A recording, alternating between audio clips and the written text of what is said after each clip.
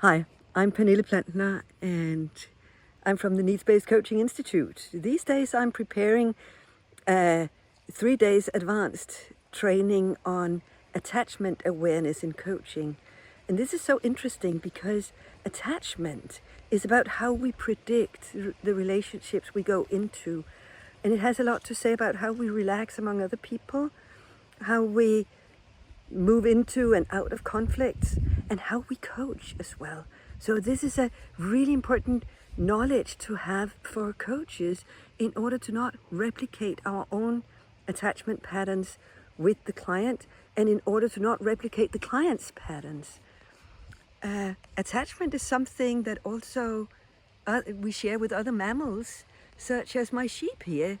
Right now they look quite securely attached to me, which is quite neat.